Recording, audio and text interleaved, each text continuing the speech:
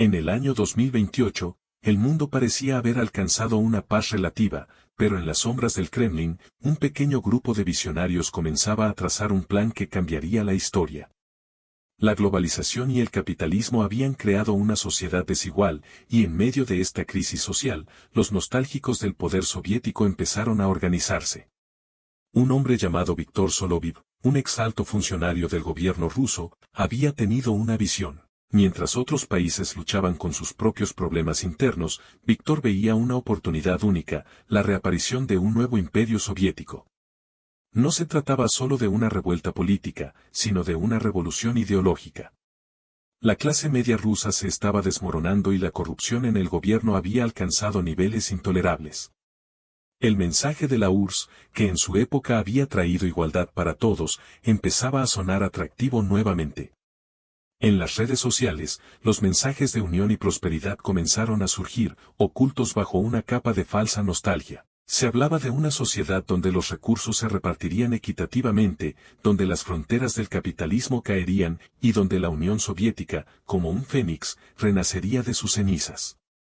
En el interior de Rusia, grupos clandestinos se formaron, primero en los barrios más pobres y luego entre los intelectuales y académicos. Para muchos, la noticia del regreso de la URSS parecía una locura, una fantasía absurda. Sin embargo, a medida que los meses pasaban, las señales de que algo grande estaba sucediendo se hicieron más evidentes. Viktor y sus seguidores, ahora conocidos como los renovadores, no solo hablaban de cambiar el sistema político, querían reestructurar el tejido mismo de la sociedad.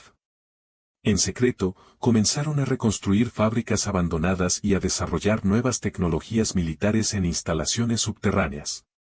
Aprovechando la creciente inestabilidad económica mundial y la política volátil de Occidente, crearon una red de apoyo internacional. Países como China, Irán y Venezuela mostraron señales de simpatizar con el resurgimiento del bloque socialista. Los renovadores sabían que para tener éxito, necesitarían más que un ejército, necesitaban aliados estratégicos que compartieran su visión de un nuevo orden mundial. Lo más sorprendente fue el descubrimiento de una antigua instalación soviética en Siberia, un lugar que se decía había sido olvidado por décadas. Allí, los renovadores encontraron armas, documentos y, lo más importante, una fórmula secreta para una nueva moneda basada en oro y recursos naturales. Esta moneda, llamada el rublo rojo, sería la piedra angular de su economía. En el otoño de 2029, las primeras señales del renacimiento de la URSS comenzaron a manifestarse. Grupos de manifestantes en Moscú se levantaron, exigiendo el regreso de la justicia social. Las protestas fueron violentamente sofocadas, pero en lugar de amedrentar al pueblo, solo aumentaron la simpatía por la causa soviética.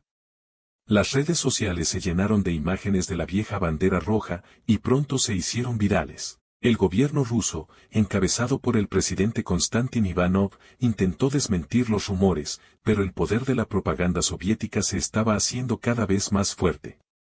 En pocas semanas, Viktor Soloviev se convirtió en una figura central, comparado con los grandes líderes del pasado.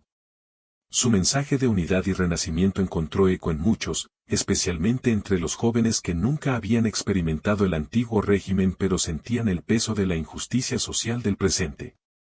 El conflicto en las calles de Moscú escaló rápidamente. Aunque el gobierno intentó usar la fuerza para sofocar las protestas, el Ejército Rojo, como comenzó a llamarse la facción rebelde, adquirió más poder. Se infiltraron en el sistema, lograron desestabilizar las comunicaciones del gobierno y comenzaron a ganar simpatía en todo el país. El mundo observaba con temor y asombro el resurgir de un imperio que muchos pensaban había quedado en el pasado.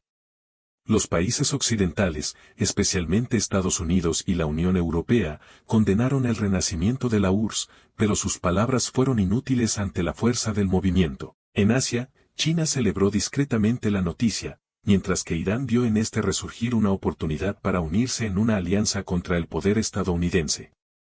Los renovadores extendieron su influencia a través de acuerdos militares y económicos secretos. En un mes, Rusia y sus aliados comenzaron a reclamar su derecho sobre antiguos territorios soviéticos y las fronteras de la nueva URSS empezaron a expandirse. Ucrania, Kazajistán y otros países de Europa del Este vieron movimientos separatistas apoyados por Moscú, lo que generó un clima de tensión internacional. En el año 2030, el mundo estaba al borde de una nueva guerra fría. El regreso de la URSS no solo había reconfigurado el panorama geopolítico, sino que también había desencadenado una lucha por el control de los recursos naturales, la tecnología avanzada y la hegemonía militar. Occidente comenzó a formar alianzas militares y económicas en un intento por frenar el avance soviético. Pero el poderío de la nueva URSS, respaldado por la joven generación que había crecido con las ideas de justicia social, la solidaridad internacional y el igualitarismo, hizo que cualquier intento de resistencia fuera cada vez más difícil. Mientras las tensiones internacionales seguían en aumento, un nuevo mundo comenzaba a tomar forma.